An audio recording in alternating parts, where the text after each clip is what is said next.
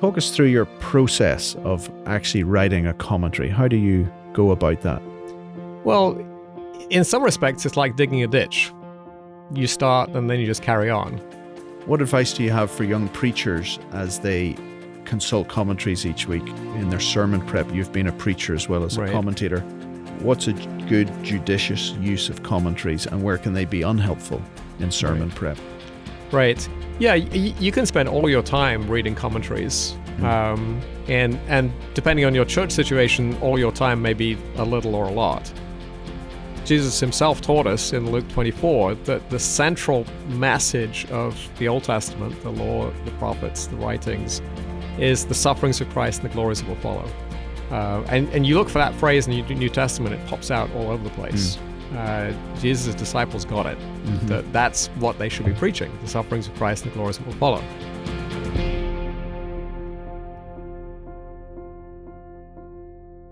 Welcome to the Afterword, a conversation on books, reading in the church, a podcast by Westminster Bookstore. I'm your host, Jonny Gibson. And today I'm joined by my colleague in Old Testament, Iain Duguid. Iain spelt with two I's, which means you're not English. That's right. I'm from Scotland, or the family's from Scotland, although I grew up in exile in England. Okay, so do you support England or Scotland in the rugby? Oh, Scotland all the time. Okay. So you don't actually have a Scottish accent. You sound English and sort of with an American brogue, I think. Yeah, so my accent confuses a lot of people. It's hard to place because my parents were Scottish, but I grew up in the south of England. So there's a bit of a South London there. Okay. And then we've lived so many different places that when I go back to Britain, people say, oh, you sound very American. Yes. But I don't get that very often over here. Yes. Okay. And how long have you lived in the States now? This time, 26 years. Okay. So university, college, where did you do that? I did my undergraduate at Edinburgh University in Scotland in electrical engineering. And what brought you to the States? Well, what brought me to the States in the first place was getting married to an American while living in Africa. Okay. I was a missionary for 2 years in Liberia in West Africa, using my engineering at a Christian radio station and mission hospital. And that's where I met my wife, and she's from the States. And so we came over here originally for her brother's wedding, and had no intention of staying any longer than that. But things turned out differently. So you've been captured by an American and kept in exile for 25 years. Yeah. Great. And so what brought you to, or what brought you into ministry? Yeah, I sensed a call to ministry when I was about 15. And the counsel I received at that point is, that's great. If it's a real call, it's not going to go away. But you need to get a life first.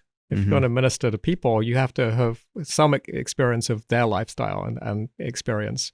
And so I pursued the engineering track after that, worked in the oil industry for a couple of years after graduation, and then 2 years as an engineer on the mission field as a bridge into going to seminary, which for me was a great preparation. It gave me real-world questions when I came to seminary.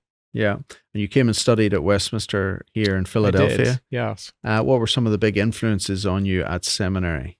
Well, we lived with Tim and Kathy Keller for the first 3 months we were here, and then bought a house down the street from them. So Tim and Kathy were huge. Tim and Kathy had actually been my wife's first introduction to Reformed theology.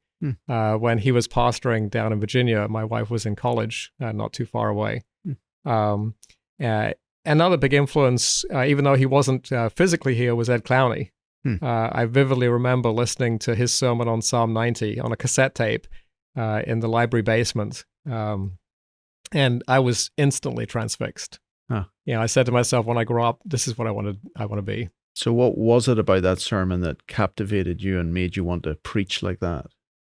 It was interactive with the text in a way that drew in all the background. He opens with his own version of an ancient Near Eastern love song, translated into modern English. But it's there in Pritchard's ancient Near Eastern texts, and engaged with the text and drew us to Christ as the singer of that psalm. And I thought, I've never heard preaching like this, and that attracted me. That's what I want to do. Okay, and the Lord has called you into ministry. You've been a pastor in various parts of America and various churches, but you're also a writer. And here we have some of your commentaries, books that you've written, mainly commentaries. But let me back up a bit. When you were at seminary or when you first went into pastoral ministry, is that when you felt the desire to write and to publish? Well, I'd always written full manuscript sermons, Mm-hmm. and that worked for me.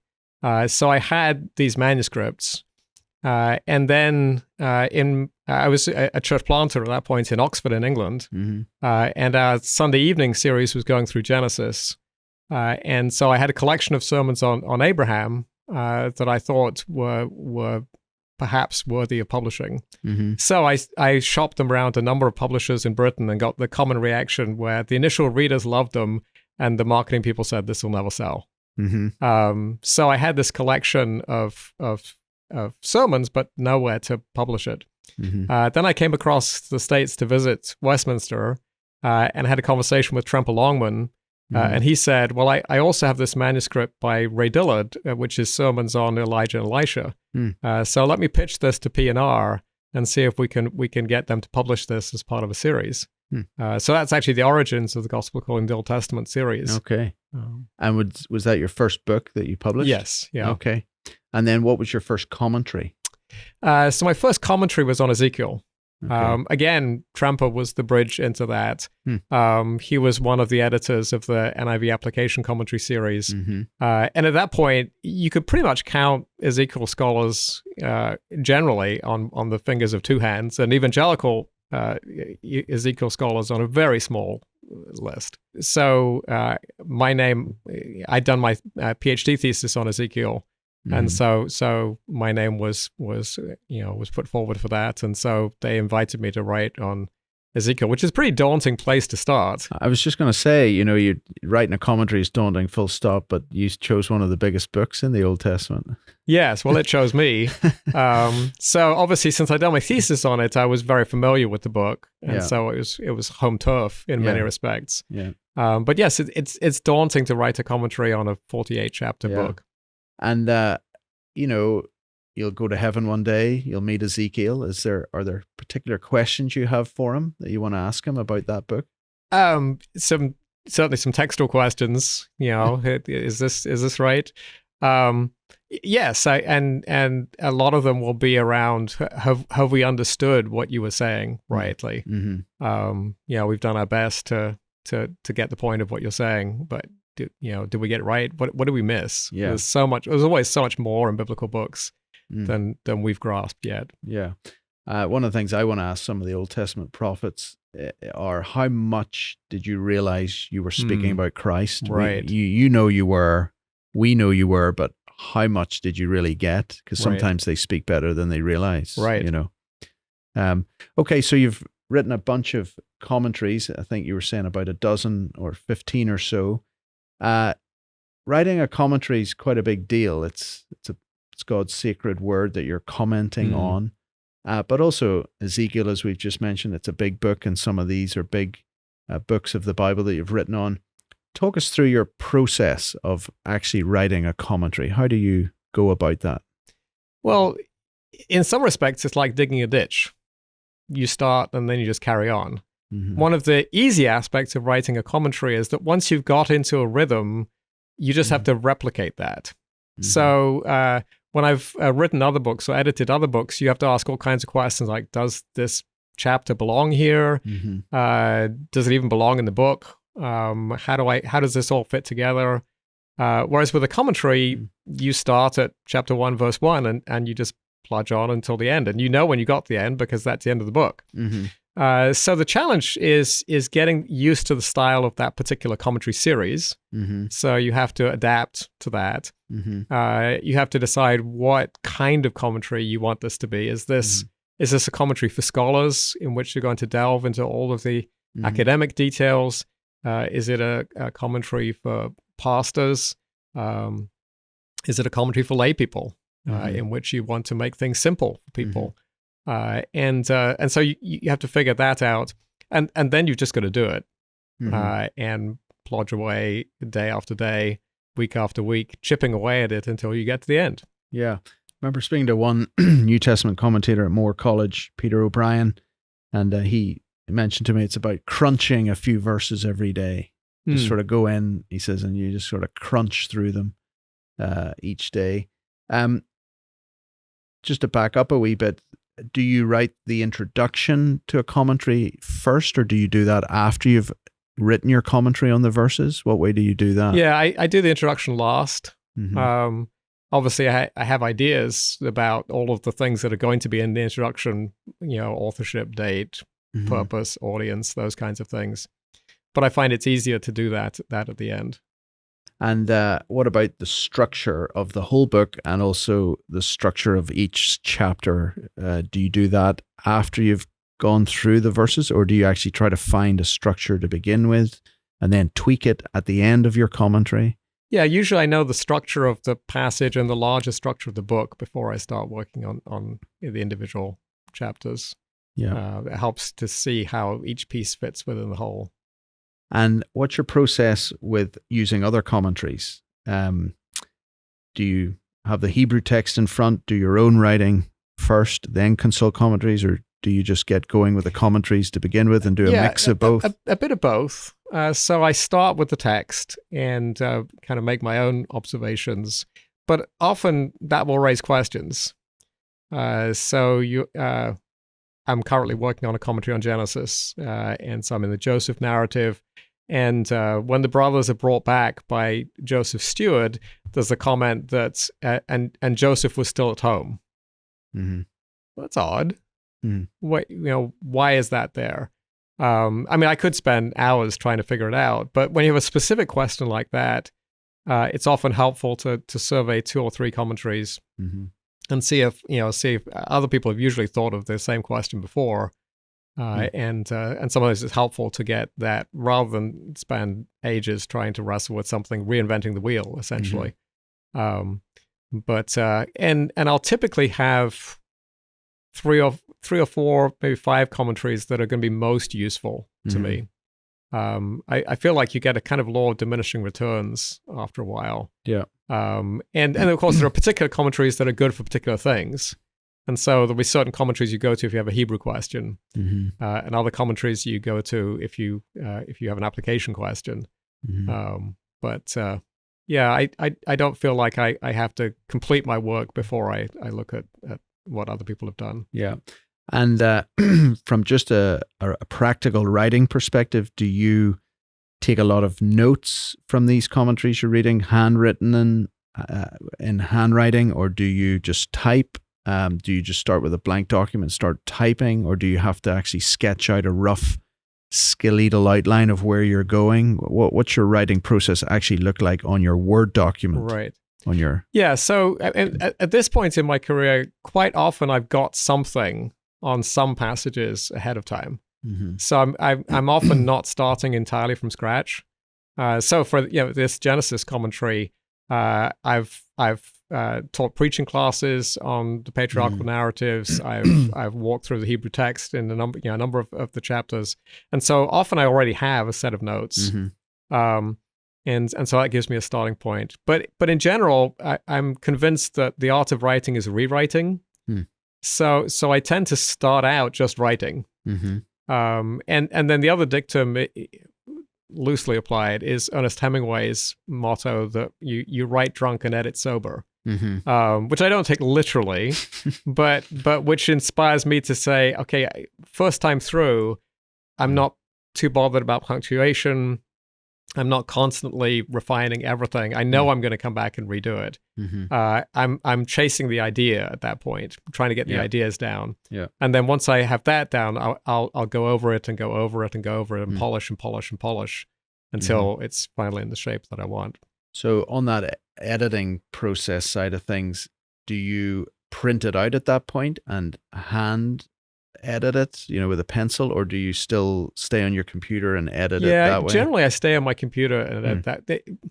I will often, at the very end, kind of final proofreading, print it out, because sometimes there are things you can see on a printout that you can't see, extra spaces or whatever.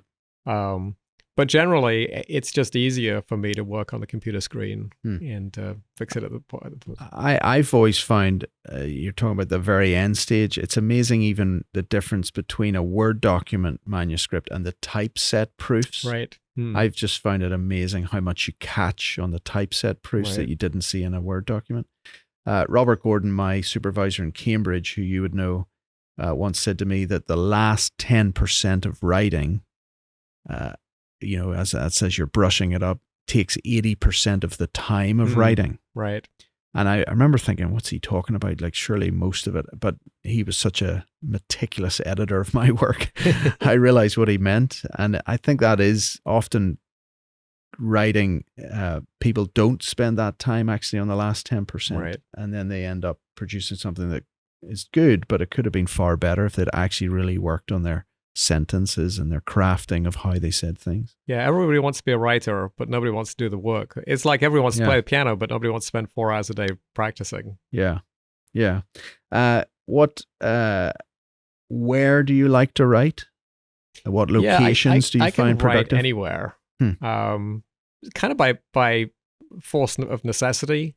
So I haven't always had an office to go to. When we were church planting in England, the church office was a closet that I shared with the Toys for Our Mothers and Toddlers group. So I've learned how to work anywhere. Obviously, it's nice to have an office with an additional screen to work from. If I'd had to have perfect environment, then I would never have written half of what I've written. So you can work anywhere, but do you find a certain place at home or somewhere else that's most productive? No, I can pretty much go anywhere. Yeah. When I was in Cambridge, Tyndale House was where I would do my research and get all the notes and type it all in. And I would go to the university library, and that's where I crafted my thesis. Right. Nobody knew me. Right. Big, the big reading room there. Right. No distractions. No distractions. Put my phone in the locker and sit with a pencil with printed out and shape the thing. How do you block out distractions? Are you a multitasker when you're on the computer? Can you have your email going off at the same time, or do you switch off all distractions while you're writing? Yeah, I try to. It's becoming harder. 30 years ago, before email and mobile phones, it was much easier to block out distractions. And I feel like my attention span is shorter than it used to be 30 years ago. So I make sure I don't get notifications because that's instantly distracting. And so that I have to actually go and change programs in order to be distracted. So that but still, I find that it's harder to really focus. It's so easy to get distracted into, okay, what's going on the internet? And before you know it, 15 minutes has gone by, and that's 15 minutes you could have been writing. Yeah, totally. And weeks like these, when the World Cup football's on, it's incredibly hard to get the work done. Yeah. Does anybody else edit your work, or do you before you submit to a publisher? Are you the only person who's done the editing, or does? Yeah, so it's always surprised me how little editing most publishers do. But I had this vision that when I submitted a manuscript, it would be gone over line by line by somebody who would provide all these helpful comments. And that's been a rare experience for me. There are some series where we've had that. So with the Reformed Expository Commentary series, Phil Ryken and Rick Phillips and Dan Del Riani and myself, we've tried to provide that for people. With the ESV Expository Commentary that I'm one of the editors for, we've tried to provide substantive feedback for people. But generally, it's been pretty much up to me. So I've done more editing of other people's work than had other people really editing mine. And of course, as a writer, what you want is for your editor to send it back with a big check mark saying, don't change a thing. Yeah. Which of course is not helpful at all. But it can be kind of challenging then to go back and okay, so I've got to change this, I've got to change that. I try to approach it with the perspective that if this was not clear to my editor, it's not going to be clear to my readers. So anytime somebody flags something and says, I don't think this is the best way to say it, I'm always going to look for, okay, I got to rethink this sentence. Yeah. which is the most enjoyable book that you've written a commentary on in the Bible? I think I had most fun with the Song of Songs. Mm-hmm. I actually did 2 commentaries on that: the Reformed Expository Commentary, which is essentially sermons, Mm-hmm. and then the Tyndale Old Testament Commentary, which is a bit more academic. Yeah. So, briefly, how do you think we should read the Song of Songs? I think we need to see it first and foundationally in terms of wisdom literature, guidance about marriage and sexuality, which in our world, as in every world in which Christians have lived, is always a contentious topic. The world is always seeking to catechize us in its perspective on sex, marriage, and family. And God gives us his wisdom, which is always counterintuitive in different ways, in different times, in different places. Now, having said that, because marriage is the primary metaphor for Christ and the church, and in fact, Paul tells us that marriage is designed to be that metaphor. In other words, if we didn't have Christ in the church, we wouldn't need the metaphor of marriage. Therefore, what wisdom literature has to teach us about marriage is also going to teach us something about our relationship with Christ. But it's a more sophisticated connection. It's not a one-to-one that the husband is always Christ and the bride is always the church. Otherwise, you have to. Otherwise, the husband always has to be right in the song, because Christ can't do anything wrong. And then you also have to fill in the minor characters and give them some significance too. And so the watchmen of the city who beat the bride become unskillful preachers who beat their people with the law. You think, I'm not sure that that's what the writer has in mind. Yeah. So that's been your most enjoyable commentary to write. What's been the hardest one? Hardest one to write. In terms of workload, that was also the hardest one. I started out back in, I think, 2000, teaching the Psalms and Wisdom literature class at Westminster, California. And at first, I gave as little time as possible to the song because I had no idea really what to do with it. Yeah. But I thought, if I don't know what to do with it, with my background and training, how do I expect regular preachers to do this? So I set myself the task of, okay, I've got to figure this book out and get to the point where I can preach it and then help others preach it. And that took 15 years to do. So some commentaries, there you go, have taken a decade and more to do, and others maybe come together easier. Right. Is there a book of the Old Testament you would love to write a commentary on before you go to be with the Lord? Ambitions. Isaiah is one that I think I'd love to have a crack at. It's a big ask, so I'm not sure that I'll get that opportunity. But that would be fun. Yeah. What advice do you have for young preachers as they consult commentaries each week in their sermon prep? You've been a preacher as well as a commentator. What's a good judicious use of commentaries, and where can they be unhelpful in sermon prep? Right. Yeah, you can spend all your time reading commentaries. And depending on your church situation, all your time may be a little or a lot. So some people who are senior pastors in large congregations have the time to be able to consult 20 or 30 commentaries. Rick Phillips does that. I've never had that time. And again, diminishing returns, I think, kicks in after a while. So the problem with a lot of commentaries is that they're not answering the questions that preachers are asking of a text. They're answering the questions that academics have of text. I was vividly struck when I was doing my PhD studies at Cambridge, and I visited a former student of mine, or a fellow of mine, who is pastoring a church in Washington, D.C. And his evening service, he was preaching on Ezekiel. And he'd got to, on that Sunday evening, a passage that I was dealing with in my dissertation. And he preached a wonderful sermon and didn't talk at all about the things that I was wrestling with in my thesis, and shouldn't have. And yet the commentaries often are about the thesis questions, not about the preacher's questions. often literary analyses can be more helpful to preachers than conventional commentaries, because literary critics are often looking at the text as story, as communicative piece, and so they'll flag for you, ways in which the text is highlighting particular characters or patterns that are showing up multiple chapters away, which often, certainly in traditional commentaries, have not really shown up. And then you want to have a commentary series that provides you with total coverage of the whole Bible, so you can consult something that's an off your text question, and then acquire 3 or 4 really good commentaries on the passages that you're preaching on, which will be easier if you're preaching consecutively through books. It's one of the advantages of preaching consecutively through books is you can afford to buy several commentaries for a series that's going to last you, several months. Yeah. Whereas if each week you're preaching on a different book of the Bible, how do you have the coverage for that? Yeah.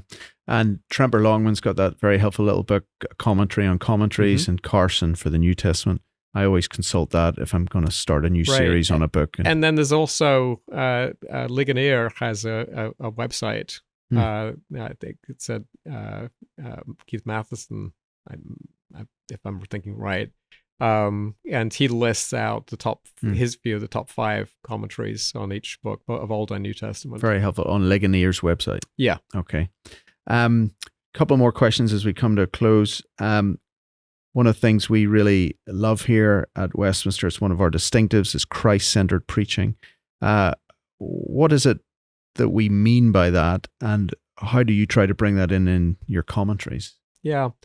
What we mean by that is, as Jesus himself taught us in Luke 24, that the central message of the Old Testament, the law, the prophets, the writings, is the sufferings of Christ and the glories that will follow. And you look for that phrase in the New Testament, it pops out all over the place. Jesus' disciples got it. That's what they should be preaching, the sufferings of Christ and the glories that will follow. Now, different passages have different ways of getting there. And so it's not simply that there's a bolt-on piece that we put into every sermon. Here's the Jesus piece that we kind of cut and paste into every sermon. What we're looking for is the organic way in which each part of Scripture points us to Christ. And that can be in terms of typology. Those are often the obvious ones, the easiest ones, the bronze serpent in the wilderness, for example. It can be in terms of law and gospel. Every passage has a law to it, in the sense that it wants us to do something, to think something, to believe something differently from what we're doing. And that's always going to convict us of our sins. And Christ is always going to be the person who has perfectly kept that law, the law of that passage. And in him we are acceptable before God, both through his death and his active obedience. And so that's a way that, even if you can't find other ways to find Christ in the text, that way will always bring you to Christ. Yeah, it's something I've appreciated about your preaching, and also the commentaries that you've written. I always find them very helpful in giving me some way that I can find my way to Christ. Sinclair Ferguson talks about intuition, that it's not about putting a grid on or a formula that you just stick the text into and out pops Christ. Yeah, and people learn to read the Bible the way they've heard it preached. Yeah, and so my kids can intuit. Yeah, how we should get from a text to the Bible to Christ. Yeah. Well, we've spoken about commentaries today, and we're very thankful for your labors in the church and for the kingdom. I've benefited from them greatly, and I know many others have. But it's not the only book you've written. Your most recent book actually is of a quite different genre. Do you want to tell us about that book? Yeah, so it's called Me and God, a 21-day country music devotional. I got interested in country music when we spent a year in Mississippi, where, of course, all of the radio stations are country music. And I was fascinated by the stories and the breadth of experience that those stories covered of real life. Not just love and romance, but marriage, children, divorce, death, and what's beyond death. And I discovered that many of the songs have a gospel flavor to them. Some of the singers began, of course, in churches. Some of them are of course, believers. And some of the songs, even if they're not themselves Christian songs, they're posing questions to which the gospel is really the answer. And so this devotional kind of walks you through the Christian life, from becoming a Christian to living as a Christian to eternity with Christ, in the light of different country music songs. So each devotional, and they're short, they're very simple. Each devotional is linked with a QR code to a Spotify link. Okay. So you can go and listen to the song. But each one has a country music song and a Bible text and a brief thought related to that. Okay. Well, first of all, who knew that Iain Duguid was into country music? I'm not the classic profile. Yeah, you're not. And then who knew that you could also find, as Van Til would say, a point of contact between that world of that genre of music and actually the gospel, and make the bridge there between that world and the gospel. I think it's a fascinating little book that you've produced. Well, look, thank you very much for coming on the show, Iain. It's been great to have you on. My pleasure. Wish you every blessing in your writing and labors in the kingdom. And I need to announce that we have a giveaway in light of this episode, and that is a giveaway of the full set of the ESV Expository Commentary Series, which is this big black book here at the bottom. The full 11 or 12 volume set is going to be given away. So if you want to enter, go to wtsbooks.com/afterword. That's wtsbooks.com/afterword if you want to enter for that draw. And that is going to be a great prize for whoever gets it. 12 volumes of the ESV Commentary Expository Series coming their way. Thanks very much, Iain. Thank you. Good to have you on the show.